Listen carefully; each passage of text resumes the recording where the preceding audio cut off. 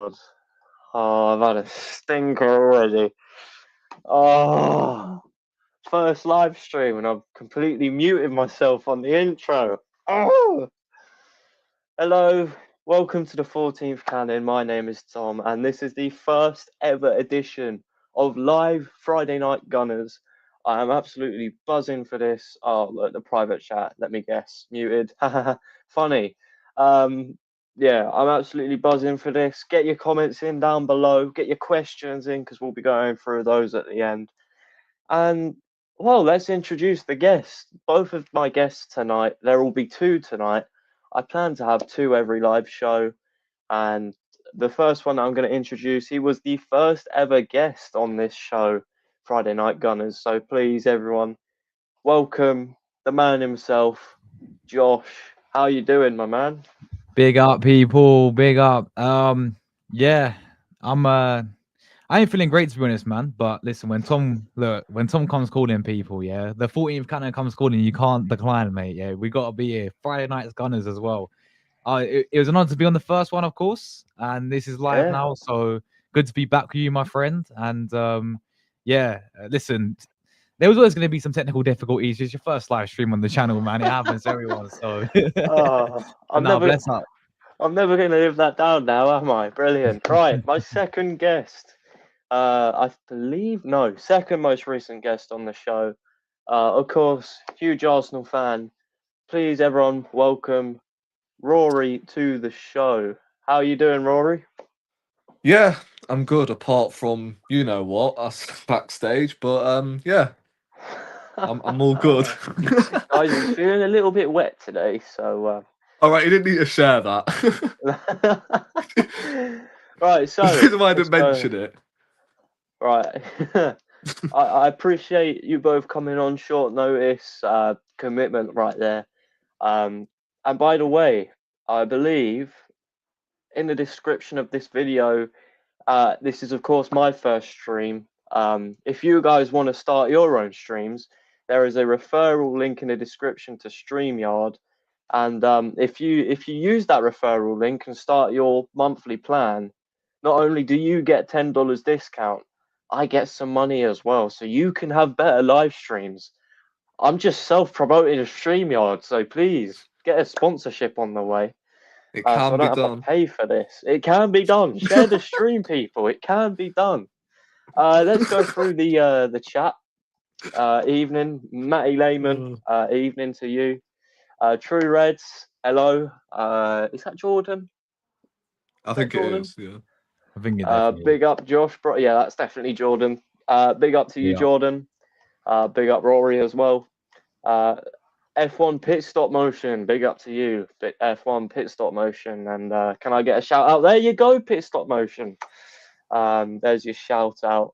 Um, as I said at the start, people, get your questions in. We'll be going through them at the end. Yes, it is me, Jordan. Brilliant. Get your questions in. We'll be going through those at the end. But what we're going to be doing is we're going to be talking about some talking points that have happened over the past week. We've just played Olympiacos. We'll probably talk about Newcastle. We're going to talk about some contracts, some significant players getting underway with the club when it comes to contract talks. We're also going to talk about some other players. Well, some of them, I think they're all improving. The players that we'll be talking about today. But let's start off with Newcastle. We left it late, that's for sure, as I said on the Sunday sit down, which you can also check out on the channel. We left it late, but we have finally won at St James's Park. So those Geordies can hold that. And yeah, I'm going to start with you, Josh. Talk me through the game. There's a lot of controversy that's come through online about it regarding referees, VAR, all that, which you're going to get every week. But this week it was pretty severe, I must say. And it does come back to that question of, does the PGMOL have something against Arsenal? But go on, Josh, kick it off. Tell me what you thought about the game.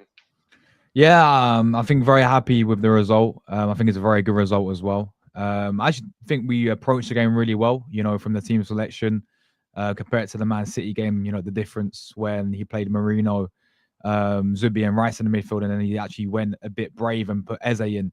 So I think the manager actually got it right from the team selection to actually go there and take the game to Newcastle, because we got in the recent years, I think we've seen it, League Cup last season, the 2 Premier League games as well, they've done us 1-0, and we've only had I think in the 2 years only 2 shots on target, some crazy stat like that.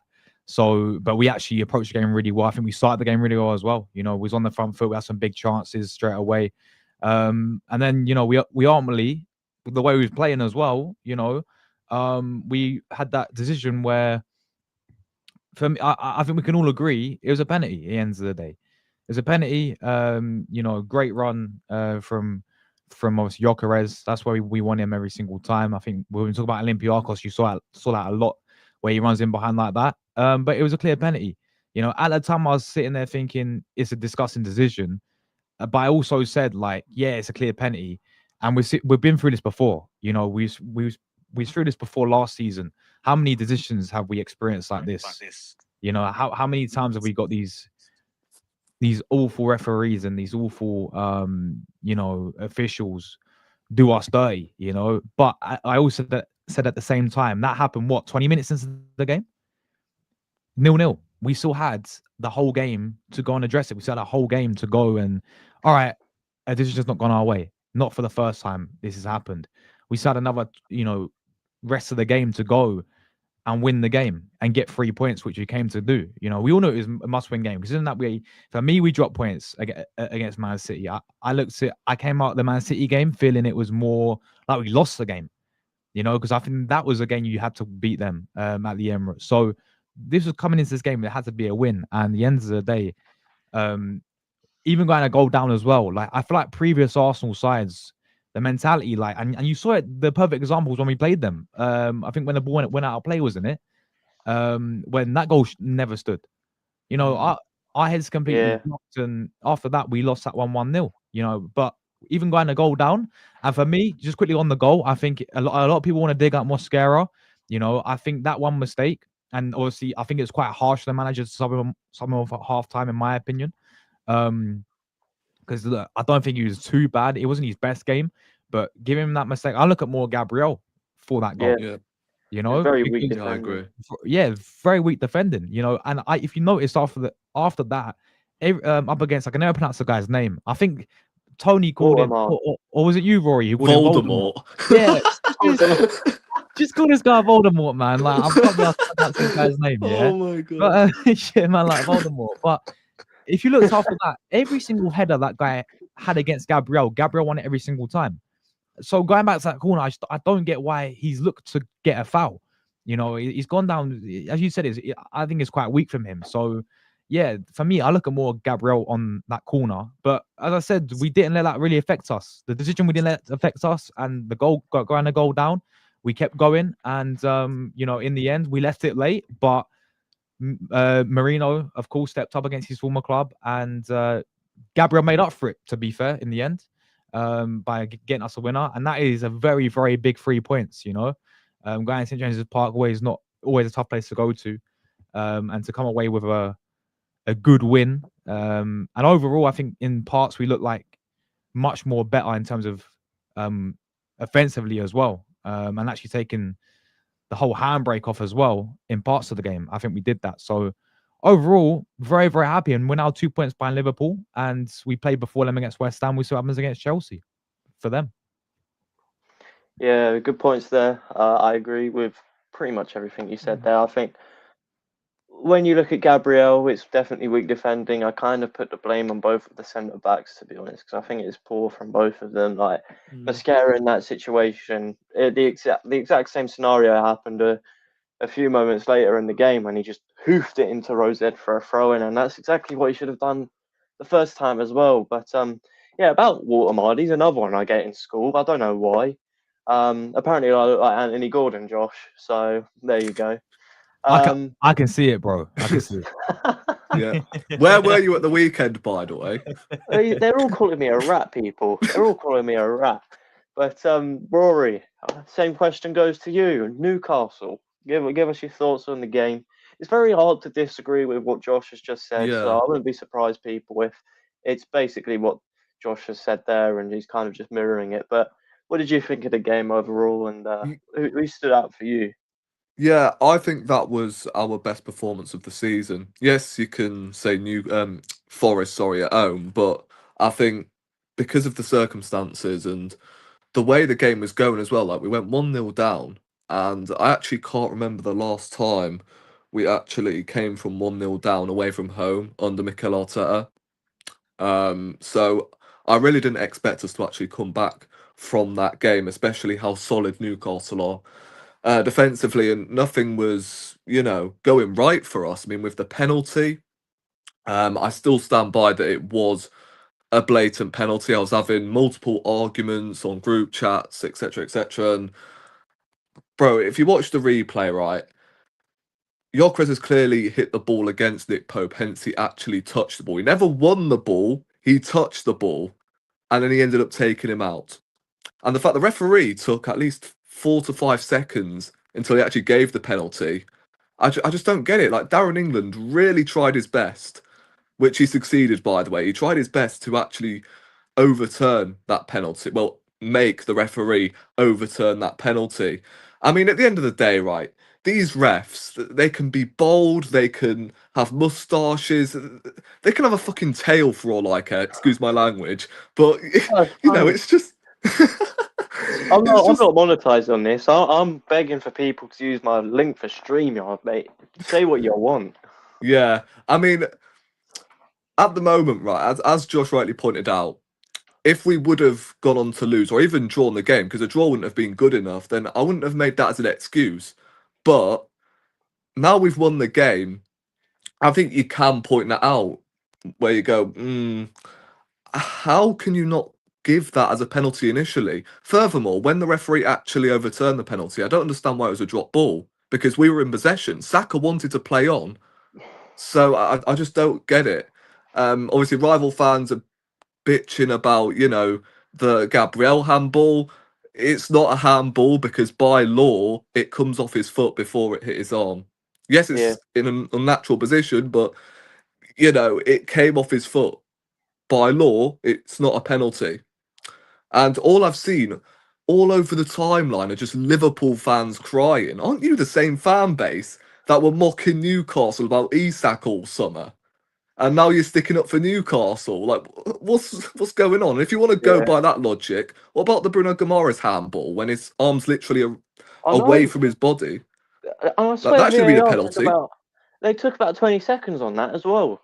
Yeah, we've got one replay. That Yeah, was it. So the officiating was just BS. But again, that's that's nothing new in the Premier League. that's standard. Yep. In terms of the players that stood out, I think Timber was the best player on the pitch by a mile. I mean, he is the best right back in the league right now. No one can dispute that because he is just consistently putting a 7, 8 out of 10 performance like every single week. And I look at Ben White on Wednesday against Olympiacos. I'm not sure if you're going to discuss that separately to the Newcastle game, but Ben White on Wednesday, you look at him and so far, ever since he's come back from his injury, he's looked a little bit off the pace. Mm, But that's a testament to how good Jurriën Timber has been because he's come back from an ACL injury and he came back from surgery as well at the end of the season. He's already scored 2 goals and defensively, I've got to be honest, I think he's the best 1v1 defender in the world, to be honest with you. I don't think players like Dumfries and Hakimi I can put forward. Yeah, going forward, definitely. But yeah. at the moment, like Timber is by far the best right back in this league. Like no one can tell me otherwise. I thought um, Declan Rice is an interesting one because I think it was against Man City when we drew 1-1. I was like, got to see more of Declan Rice, and he is immune to criticism at this moment in time because I think it's been 2 seasons now where he's actually started the season quite slow. And I thought up until the point, I reckon Zubimendi got taken off. I think that's where we saw the best of Declan Rice, to be honest. Back in the six, he got the assist, and some of his recovery runs were absolutely outstanding.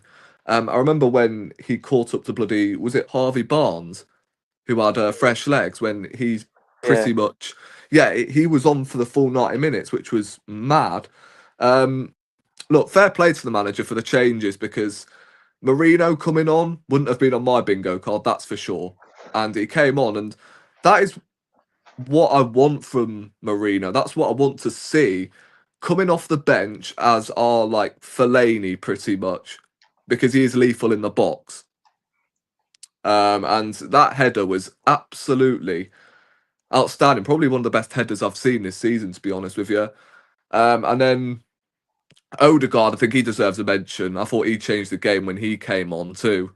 So he deserves his flowers. And I noticed as well that we've seen the likes of Eze and Odegaard as the two attacking midfielders, and then Rice in the six. I think that's what we could possibly see. You know, I don't know, Eze, Odegaard in the eight, Rice in the six. That is something I think we should be seeing, because Odegaard's assists best assists, I would say, have come down the left-hand side, I would say. So I think he needs to be playing more on the left side than he is just hugging the right-hand side, pretty much holding hands with Saka. Eze was excellent at the weekend as well. Unlucky not to score. It's just refreshing to see our attacking midfielder actually shoot first time. Because in a couple of occasions, right, and Odegaard changed the game when it came on, in all fairness to him, but there were situations like where Eze was when he snapped at those shots, which were well saved by Nick Pope, where he would just take a touch and then either play it backwards or the ball would actually come off him and he would just back out of the challenge. With Eze, he would just strike it first time to test the goalkeeper. And yeah, one thing I've been really impressed with Eze is his passing as well. Like his technique on a lot of his passing has been on point. Saka, I thought, didn't really have his best game, but again, he still caused a lot of problems, and I was baffled when he got taken off. But again, the subs worked, and we didn't actually let the decision, well, the penalty decision, should I say, derail us. We actually managed to get over the line, and now we've put ourselves in a situation where we can actually go on a nice streak. But knowing Arsenal, there will be the odd home slip up here and there, so we can't afford that at the moment, because again, we've put ourselves in a decent position. I think it's, how many points have we picked up? I think it's like 15. Is it 13 points out of 18 so far this season? 13, yeah, 13. Liverpool Yeah, on 13 15. points. So it's not too bad considering our fixture list, but now you've got to start going on a streak, because the games we have coming up, they are definitely winnable. So Yeah, I think that's a very good point. Actually, the fixtures coming up. I don't think we leave London in October at all, in the Premier League anyway. So, yeah, as you say, streak there that needs to be taken advantage of. So, moving on. Yesterday, as the stream, I believe it was yesterday, as this stream is being filmed, William Saliba has had his new contract announced. This is obviously humongous news, huge news, very positive news, because we know, the praise that William Saliba gets, how much people actually rate him, arguably up there as one of the best centre-backs in the Premier League, up there as one of the best centre-backs in Europe as well. So this is obviously huge news. Obviously, those Real Madrid speculations are never going to go away. So I think this is an important one to tie down. And to be honest, I didn't ever see him leaving. Albeit it's AFTV. I know many people don't really like AFTV, but he did say, hopefully my contract will be signed, and I don't really want to go anywhere else right now because Arsenal's my heart. And yeah, I'm not going to say that's word for word his quote, because it probably isn't. But Josh, my question to you about William Saliba: how significant is this bit of news? Because it's very big. He's a very good player. So how significant is this for the club, and going forward as well with our centre-back partnership, both getting new deals and both extending and committing their future? It's absolutely massive, man. It really is. Credit to the club. Berta as well, straight away, man. I think credit due to him because he's walked in straight away. He's only been here, what, 5 months or something, and he's got Ethan, new deal. He's got Gabriel, new deal. Now Saliba. I'm hearing Timber. I'm hearing Saka.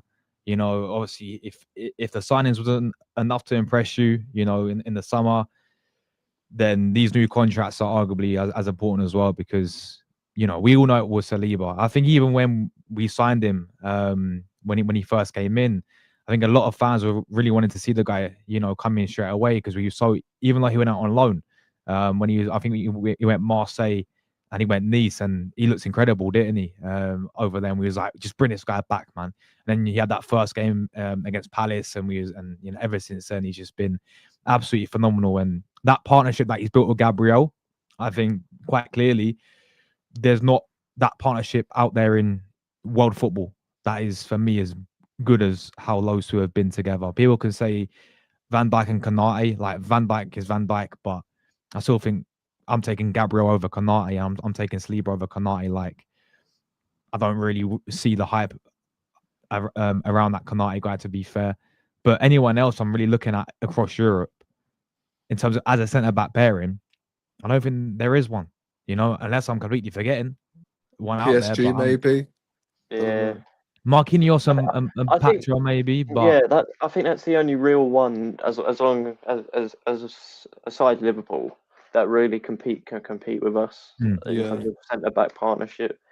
Other than that, as you say, there really isn't many at all. yeah, no, there isn't. And this is like, but I think for all of us, you know, we're sort of younger generation, and we didn't get to see the likes of Tony Adams and Yeah. the Sol Campbells. You know, I think this is, for me, one of the best, not just centre backs, but overall defense and overall back line that I think we've all seen being alive as an Arsenal fan. Really, it's crazy when you put it like that. You know how good this defense is. But yeah, listen, going back to Saliba, I'm obviously we're absolutely buzzing, and the thing that impressed me the most of this is the fact that over the years we've seen so many of our bigger players, our key players, our most important players, when it comes to, you know, these types of situations, they're usually like, and when you, especially when you hear a name like Real Madrid as well, like, and we know the interest is there, and it's been there, and it's going to continue to be there as well, right?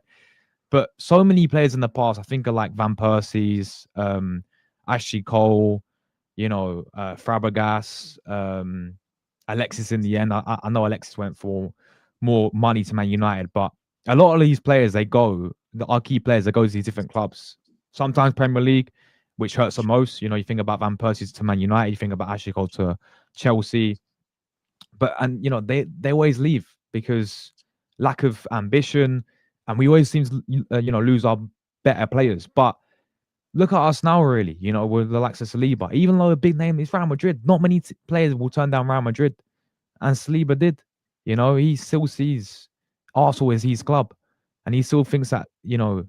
And I agree, like, with this team we've got now, I think the squad's good enough.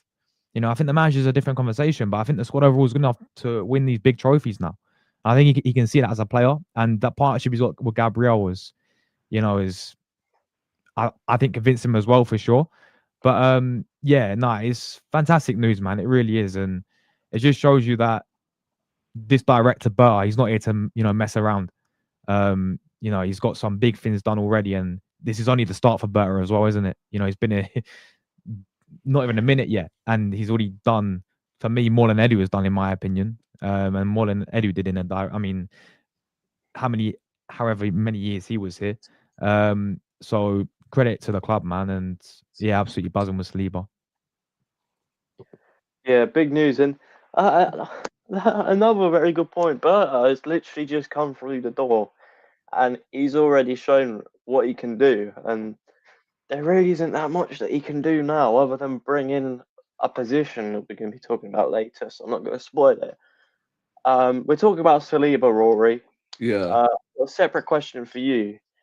What, in terms of his moments for Arsenal, what do you think ranks the highest? Because obviously he's not won anything yet. Yeah. So for me, individual moments for him and what the joy that he brings to the fans, What for you kind of ranks the highest there? So it's a good question. I think I want to say, right, first place has got to be the goal he scored against Bournemouth. I think that was his Yeah, third game in an Arsenal yeah, shirt, right? Competitive game, because obviously he played throughout pre-season. The thing is, he didn't really score many goals for us, did he? God, wind's going mental yeah. outside. You know, I can't I even can hear hear. I can myself hear it. think. It's down um, here as well. yeah, I might have to close the window once I'm done. To be honest, as I said, he hasn't really scored as many goals as Gabriel, has he? So you can only rank pretty much, I would say, tackles, you know, because he has made a lot of last ditch Yeah, tackles. some good I ones think as of the well. one he made against Aston Villa last season. Yeah. Um, Oh, who was it in the Champions? Was it Sevilla in the Champions League at home? oh yeah. Um, Chris Wood. Chris Wood. yeah, obviously he's pocketed so many flipping strikers. I mean, Yeah, Haaland, I know he didn't this season and last season exactly, but um, yeah, he's pocketed Haaland. Last season he pocketed Mbappe, obviously. Not once but twice, but three times actually with yeah, Marseille. But obviously talking Arsenal, then yeah, he's obviously pocketed Mbappe twice.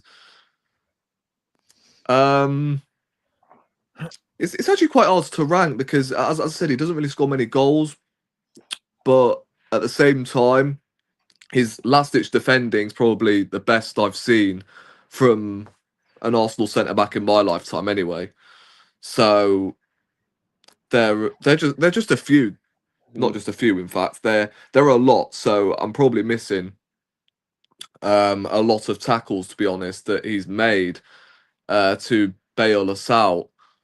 Um, Well, if yeah, you that's difficult, you know. a couple of years ago, I'm thinking a couple of years ago, he got man of the match at the Etihad, at Anfield, I believe, and Old Trafford as well. That's one that kind of comes to mind. As you said, all the last ditch tackles. So for me, first thing that came to my mind was definitely that goal at Bournemouth. Um, yeah, Saliba, big news, obviously, great. Um, the next two players that we're going to be talking about contract wise is Saka and Timber. So, Rory, I'm going to ask you about Timber. You're a very big fan of Timber, Yeah. as are we all. And yeah, talk to me about Timber. There you go. Um, when we first signed him, I was a huge fan of the signing. Um, Not because I watched him every week at Ajax, but from what I heard from the Dutch team, he had a very good reputation when he played at Ajax as well as the national team, and he was getting called up. I'm pretty sure, was he starting as the right back? I'm not too sure, but either way, I'm pretty sure for Ajax that season he was playing as a midfielder. So I was really excited by the signing. At the same time, I didn't know where he was going to play, but that's the beauty of having a player like Tim, because he can fill in as a right centre back to back up Saliba in case he breaks down like he did that season where we bottled the league. He can also, of course, play left back, right back, and he picked up that ACL injury, which I was gutted about because obviously I believe it was his first competitive start against Man City in that Community Shield, and he was absolutely brilliant. He was man of the match, if you ask me. And then obviously, as I said, he picked up that injury, and the fact he's maintained that consistency after that ACL injury was mental. Obviously, started the season as the left back, had to play right back due to the fact Ben White was injured. And to be honest with you, it's actually crazy that the guy hasn't had many setbacks as well, apart from, at the end of the season when he had that surgery. But he's come back in, didn't play a whole lot in pre-season as well. Like, we're forgetting that. I believe he started. No, he didn't start. He came on against. It may have been Villarreal in the Emirates Cup. It might have been. I can't remember. So he didn't really have a proper pre-season, and he's come back in, and he's still maintained that same consistency as he did last season. Which, as I rightly pointed out earlier, you look at Ben White, and he's looked very rusty since he's come back from injury. But Timber, since an ACL injury, by the way, which you don't tend to see a lot of players coming back from, I think he's right now cemented himself as the best right back in the Premier League. As I mentioned earlier, he's constantly dropping 8 out of 10s every single week. And I would almost argue he's been our best player so far this season. I mean, 2 goals for a right back in 6 games is fairly impressive. So this is massive to secure our entire back 4 on long-term contracts is huge, because if we were going to lose at least one of the 2 centre-backs, we may be back to square one. I know Mosquera started the season well, but I wouldn't put him on par with Saliba just yet. So if we were going to lose one of the 2 centre-backs and, Timber ends up getting approached, because it definitely wouldn't surprise me if one of the top giants comes in for him, because, a player like Timber, he's one of the best defensively in the world. So this is massive. Wind is still flipping doing my head in, by the way. I just checked as well, and my window's actually closed. So it's mental. But long night's sleep tonight. Long night's sleep. Oh, wish me luck. But yeah, as I was saying, I think this is huge. I don't expect it to get it. Excuse me. I don't expect the deal to get done soon, but at least it is going in the right direction. And yeah, I mean, I think I can't figure out, right. The thing with Andrea Berta, I can't figure out whether it's Andrea Berta doing this or how poor Edu was at his job. I honestly can't clock it, to be honest with you, because Edu's walked in at Nottingham Forest, new surroundings, and it's in a good place, Nottingham Forest, right? He walks in through the door, he falls out with Nuno, and then he brings in Big Ange, and now they're looking like they're fighting relegation. So, I mean, I think now with Berta, we've pretty much addressed every single position, as well as pretty much securing every single one of our players' contract, apart from, I would say, Declan Rice, who we'll need to sort out soon enough. But yeah, like I rate Timber very, very highly. I think he's, I would say, top 3 in terms of my favourite players. He's definitely top 3 for me. I think it goes probably one of the 2 centre backs and then Timber, because he's just superb. I mean, I can't speak highly enough of him. Yeah. Well, Oh as you my say, days, that Edu. fucking interview, bro. Edu. And you've all worked very hard on getting the deal done for Raheem Sterling. Can you tell us what you think he will bring to the squad? Well, to be fair, we never planned really to sign him when we started the transfer window. Yeah, to be very transparent for different reasons. But we always say to everyone, we have to be prepared for every single scenario. So when the opportunity came to me, that video basically sums up his time at Arsenal, doesn't it? Yeah, I'm not saying he was terrible at Arsenal, by the way, but my God, I mean, how can you, right, in that same summer window where we finished 2 points behind Manchester City, took it to the last day, and your only 2 signings are Marino and Calafiori, and then 2 loan signings, included a cup-tied goalkeeper and Sterling on loan, who didn't score in the league for us. It's basically 2 signings, because whenever Raheem Sterling played, it felt like we were playing with 10 men. and Neto couldn't play anyway. So Yeah, apart from Girona, where he tried saving one outside of his own Oh. box. but let's not disrespect because we're going to go Josh on is to burning Josh now. inside, I can Yeah, tell. He I doesn't know. want to We're speak. going to talk to Josh now, and let's not disrespect Neto too much because I know he's one of your mates. That's my boy, mate. Come on. He gave me a fist pump and everything. That's my guy. Yeah. Well, Josh, same question to you, but this should be nowhere near as long. It should be quite an easy one to answer. For Bukayo Saka, we don't need to go through his whole career. We know how special the guy is. We know the joy that he brings to this fan base. We know the drink, I can't remember what word did I just use to describe him. I've lost. Whatever. We're live. We can't edit this out. But you know what I mean. You know the joy. That's the word. The joy that he The brings joy. to the fan base. If you like football, for whatever reason, they still like to dislike him. But it's really difficult to dislike Bukayo Saka. Yeah. For club, he's amazing. For country, he's superb. So, yeah, another contract's needed, isn't it, Josh? Yeah, and there's no surprise that he's going to stay as well. You know, I see him as one of us, like a fan, to be honest. You know, he's been here since Howland, and he's been through it as well, man. He's been through it. You know, when he made his debut, I think was he 18 when he made his debut, 17. Yeah. 17? Something like that. Oh yeah, 17 because he made his debut against Karabakh, didn't he? Was it Frankfurt or was it Carrier-Bag? Oh no, It you're right. was Yeah, Karabakh. Carrier-Bag. Yeah, I think 2019. Oh no, Was it was no, it was Vorskla, wasn't it? Because he came off the bench. Yeah. Vorskla. Ah, Yeah, right. when we won Europa 3-0 League, away The from home. 3-0 away. Yeah, was it that might away? have been his first appearance. Yeah, But his first start was against Karabakh, I think. Carrier-Bag. Yeah. So yeah, he was like 17 and Karabakh.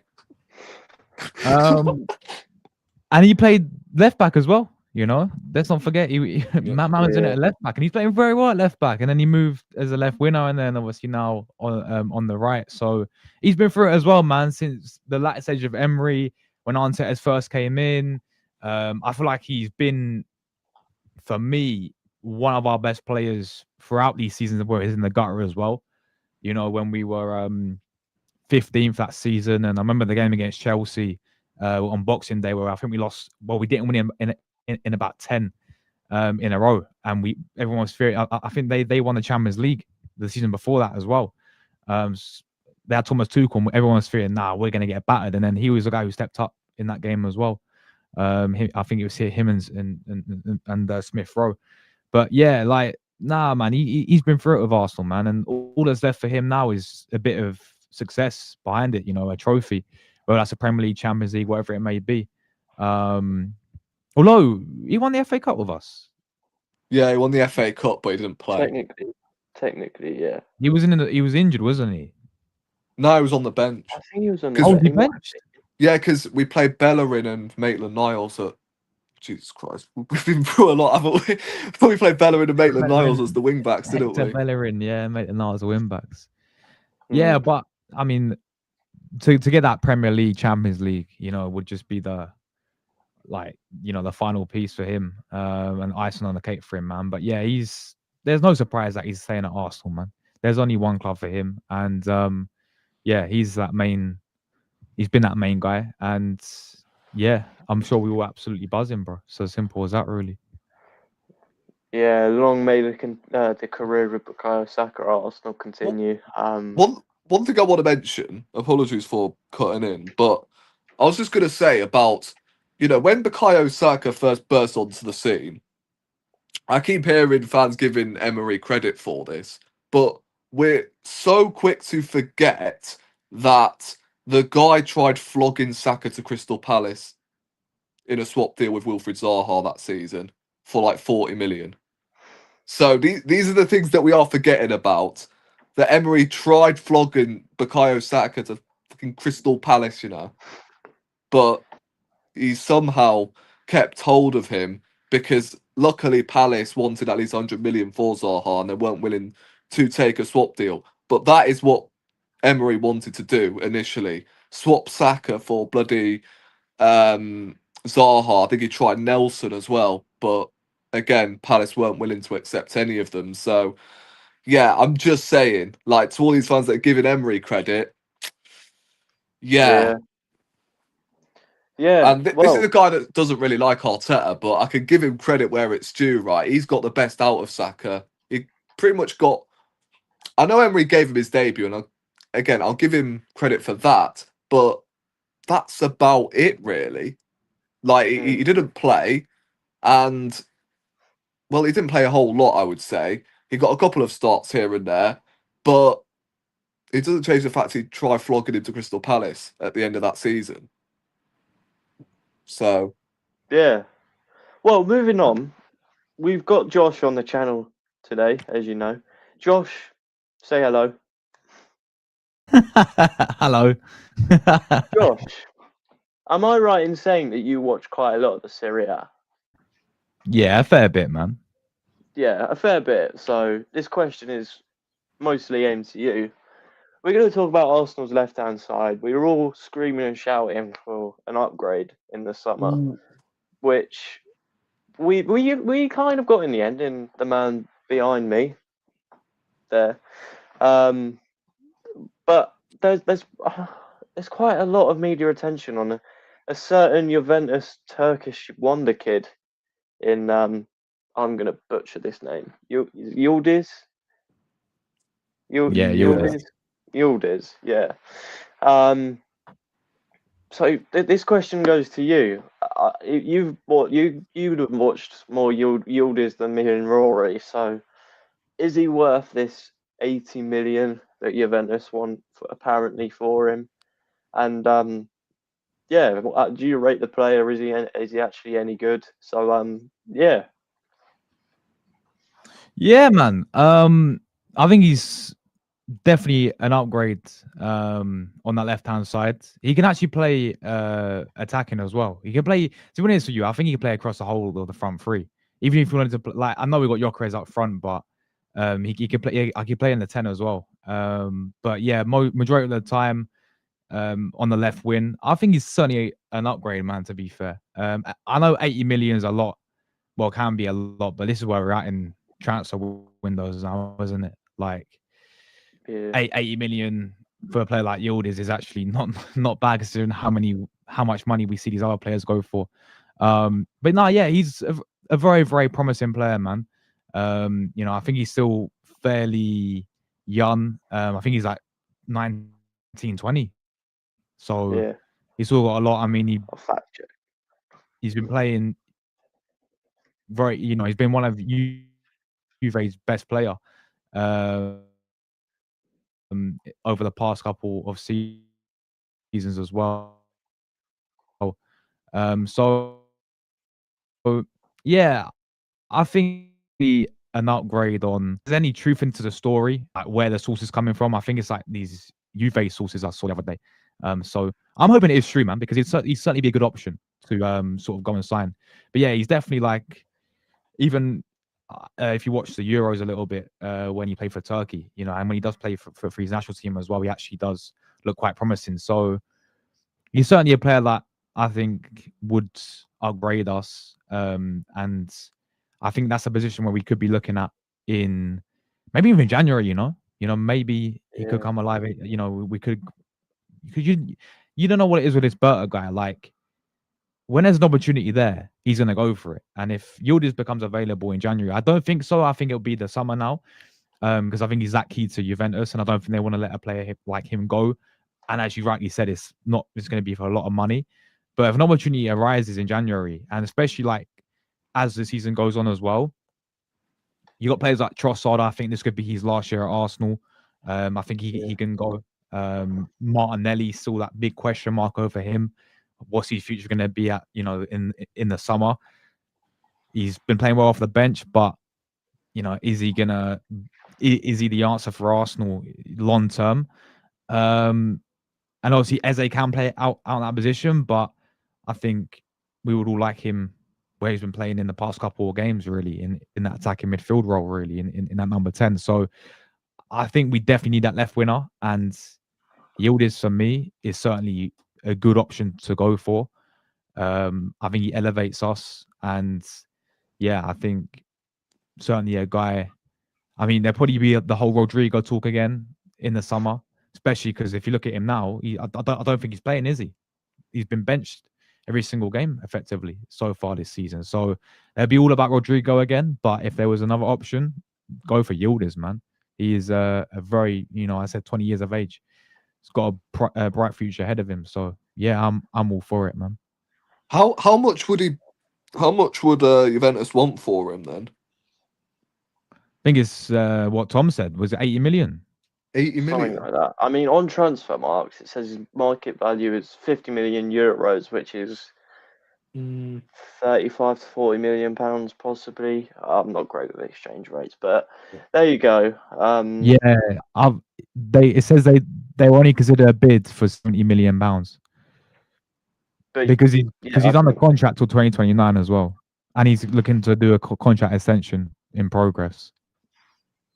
I mean, I haven't really particularly watched him like properly. I don't really watch the Serie A as much as, say, Josh on the panel, for example. So I'm not going to sit here and say, oh, he's the best thing that I've ever seen. We should go in and sign for him. Because, well, I haven't watched him, so it wouldn't really be a great thing to say. But high praise there from Josh. And we're going to wrap it up now by talking about West Ham this weekend. We've got West Ham coming up. A bit of a bogey fixture in recent years. Seems to be away from home. Whoever's playing in this fixture away from home seems to do quite well. Because we've gone and smashed them at the London Stadium, but struggled at the Emirates, and vice versa. They've come to the Emirates and, well, they've stuck to a game plan, and it's worked for them the last couple of times they've come to the Emirates and visited. So, yeah, I'm going to ask for predictions. Although I know you lot aren't like Thom, so you should give a prediction. And yeah, what team would you go with? What team would you go with? What do you think is going to be the score? So yeah, I'm going to start with Rory on this one. Lineup wise, I think you've got to go Raya in goal. In fact, to cut you off there, let's do this lineup together and then go on to predictions, because we got to make this interaction a ball, whatever. Let's get this up. Share screen. Cool. Right, so let's not get the ads on there. Cool. I'm guessing we're going 4-3-3 for this. Yep. Yeah, although to be fair, lately we've been playing 4-2-3-1. 4-2-3-1, haven't we? Yeah. So are we doing 4-3-3 or? I'm going 4-2-3-1, to be honest. I think that's All right. Yeah, we look far more fluid with a 4-2-3-1 formation, to be honest with you. We can stick with that for now. So yeah, I'm guessing in goal we're all agreeing on David Raya. Yeah, Raya. Right, yeah. Yeah, David Raya it is. Cool. Obviously, Kepa came in. Happy birthday, Kepa, by the way. Happy birthday, Kepa. But David Raya, I think he's got that spot on hold, especially after his performance in midweek. Yeah.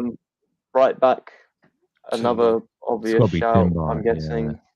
Yeah, Jurian Timber. Are we doing this based on what we would do or what the manager would do? I think based off what we would do. Oh, okay. That shouldn't change anything so far, I'd imagine. Left back's quite an interesting one, because obviously Skelly came in midweek and he performed very well, but Calafiori started the season very well. So, what would you two go with, Skelly or Calafiori? I'm not gonna lie, Calafiori's starting to piss me off. He just is. I'm sorry, Josh, but he just is starting to piss me off. I think Skelly is the better left back, to be honest with you. And Skelly's not even a left back; he's more of a box-to-box midfielder. I will be starting him in this sort of game. because I think his line-breaking passes could be key. Yes, I know there's that worry of him inverting and then popping a ball over the top to Bowen because he's the only one that's capable of doing something in that West Ham team. But I would be starting Skelly. Not to say Calafiori started the season terribly, but I just think there needs to be more competition at left back. So you play Skelly in these sort of games. Or even like if Gabriel's not fit, for instance, you play Calafiori at centre off and then play Skelly at left back. But I would be looking to play Skelly this weekend. All right, so that's one vote to Lewis Skelly. Josh, are you voting To for be Skelly fair, or Calafiori? To be fair, I actually agree. For this type of game, I would go Skelly as well. I think he looked tidy. I thought he put in a decent performance against Olympiacos midweek. And yeah, look, Calafiori, he's played well. Like, I think he's had a good start, and I think Ante is going to keep going with him. I think he's made that clear. He's number one left back is going to be him. You know, he's played him so far this season, even in the bigger games. He's you know, stuck with him. But for this type of game, I feel like, you know, Skelly could be, yeah, like as Rory said, like offensively and breaking the lines as well. It's only that concern about Boyan, but I still have that concern with Cala as well, sometimes offensively, up against Bowen. So that whole left side, still like, I'm interested to see how Incampier does if he plays out on there, you know. But obviously he's injured, isn't he? So we ain't gonna see him for hopefully this month. But yeah, I still stick by the facts. There's a guy, he's in the shirt, he's gonna stay there. He was our main left back, man, and is what it is. But for this game, I got no problem. I think it's Skelly goes in for me. Yeah, Hincapié, another option that's coming through back from injury, and another great option for the squad as well. I completely forgot about him, to be completely honest. But yeah, that just shows the depth that we've got. But how did he get injured straight away? Probably possibly training. Is it training? I don't know. Like a groin injury, I don't know. Yeah, I saw something that he hasn't been injured since 2023. Oh, Don't know what's. I obviously we all hope that it's just a little thing that's. Apparently, he's back after the international break, though. Oh, that's good. Yeah, Arteta has already stated that he's back after the international break, so he should be fine. Yeah, who's got football on in the background? no, I'm just playing the new FIFA in the background. In my Arsenal career mode, mate. When's the TG career mode coming? Yeah, we need a TG career mode. I need to work out how you record on PlayStation 5 and then bloody upload it or do a live stream on it. All you do is just press the share button. What? And then you can go live straight away? No, not live, but, you know, record. Oh, record. Yeah, there should be an option. At centre-back, I'm guessing Saliba and Gabriel. What does Mascara get in for overview? Yeah, if Gabriel is fit, then obviously he starts. So Saliba's nailed on, yeah? Yeah, Saliba's nailed on. Yeah, Saliba, Gabriel should be it. All right. But then there's a doubt about Gabriel. I've not even seen what he said in the press conference today, so I don't know if he said anything about that. He said that he's not necessarily worried about him, but at the same time, they need to see how he does in their session. I think they have a session tomorrow, don't they? So, possibly, yeah. I mean, moving on to the midfield, what would your midfield three be? Because I'm just going to say straight away, Rice, Nwaneri, Odegaard. That would be my midfield three. What about you guys? I like it, man. Honestly, I like that. You know, I thought Odegaard was absolutely superb against Olympiacos. You know, that's Odegaard that we need consistently, week in, week out. You know, where's the Odegaard been? Yeah, he was phenomenal to watch. So I think it's hard to drop him. But yeah, this is the thing with Ethan as well. Like, what's happening with this guy? You know, I don't see him starting this game. I'll be surprised if he starts this game. I'll be surprised if he gets more than 15 minutes off the bench, to be honest with you. You know, something ain't right with Ethan. I don't know what's going on behind the scenes, but yeah, he's a baller. You know, there's a reason why I think Rory's got his name on the back of his shirt. Is it your home shirt you got him on the back? Yeah. Yeah, he's top class, and this guy for me, I don't know what's going on, but he needs more game time. We signed him up to a new contract. We promised him game time. Chelsea was lurking around this guy, but these are the perfect type of games against West Ham, where we're going to need that creativity. We know how they're most likely going to set up against Arsenal. They did it last season. They did it the year before, and they both got, we didn't score against them, and they got 2-0 win and a 1-0 win. So we're going to need that creativity there. So for me, I agree, Tom. I wouldn't mind doing that. I wouldn't mind having Odegaard, Ethan, and Rice. But I think the manager will go with probably Rice, Zubi, and maybe Odegaard, Eze out wide. Yeah, I'll put Declan Rice in there for now. Rory, what would your... So, hold on, Josh. So, just to confirm, what would your midfield three be? I agree with you. I'd go Rice, All right. and I'll go with Odegaard, and I'll go with Ethan. All right. Rory, what about you? What would your midfield three be?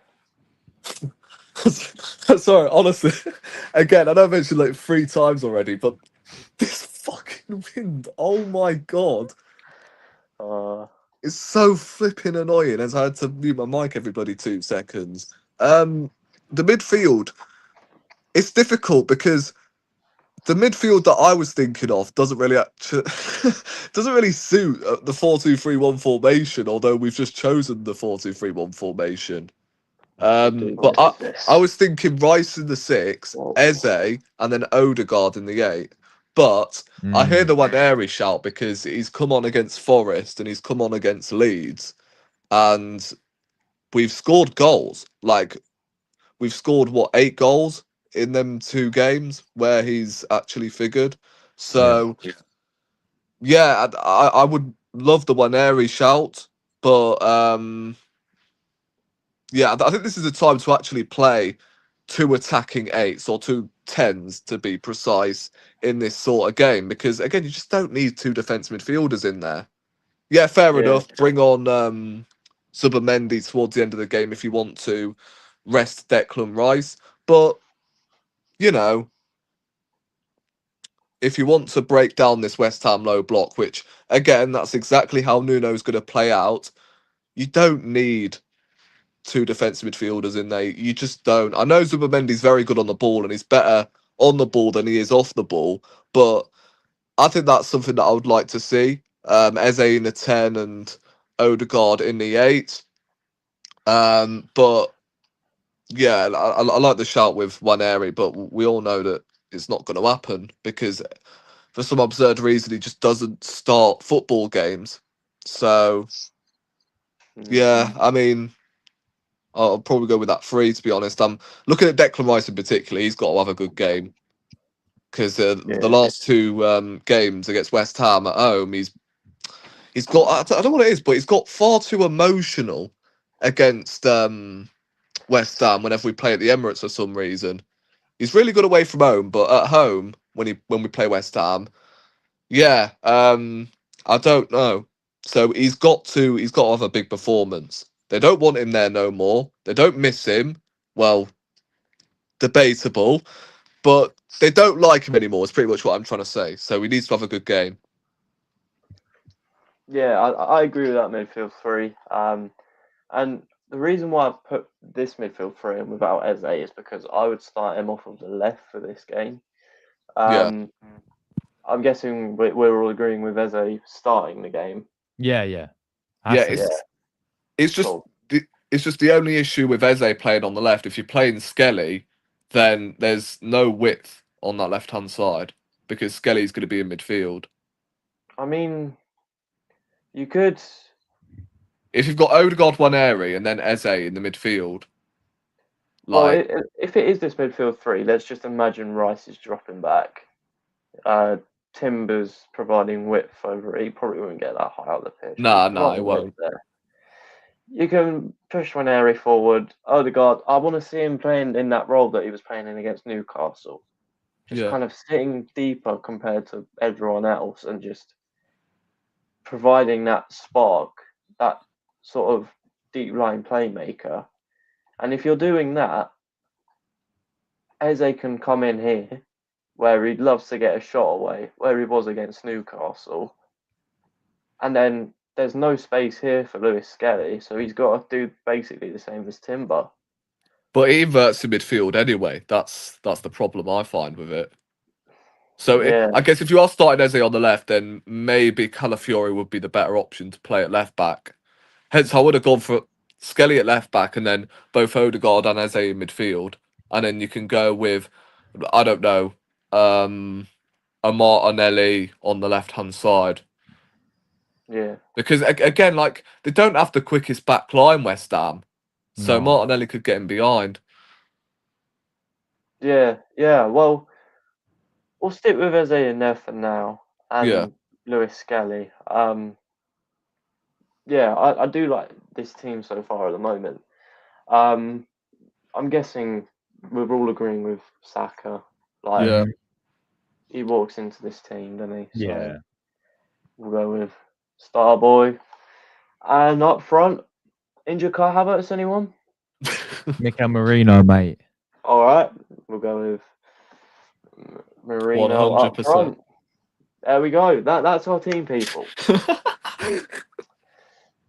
Sorry, Mikel, but yeah. Get Eddie maybe- Nketiah back from Crystal Palace, Tom. Yeah, he's on form. He's We been get scoring like an goals, ain't he, at Palace? Mm. Yeah, can we get like an emergency loan? Get him in for this one. But Did we put yeah, a buyback clause in that contract, by the way? probably not. Let's be real, probably not. But yeah, that would be our team. Let us know in the chat, people, what you would change in this team. It should be good enough to get 3 points, and that's exactly what we're going to talk about throughout the show. Match predictions. Rory, you're the one beneath me, so you're going to start this off. What's the score going to be on Saturday? I don't see it being high scoring, but I think we'll get the job done. I'm going to go 2-0 Arsenal. Yeah, I hear that. Yeah. Josh, what about you? 1-0. Just because I want to be different, I don't want to go 2-0. This guy, man. Nah,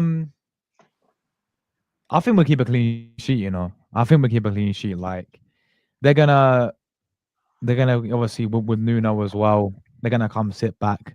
Sort of similar to how they did 2 years ago, and last season as well. And then maybe, you know, we and then they nicked a goal, didn't they? Last year with Bowen. But I don't see it happening this time. I think we have too much to them. I think we'll have chances and we'll actually take them.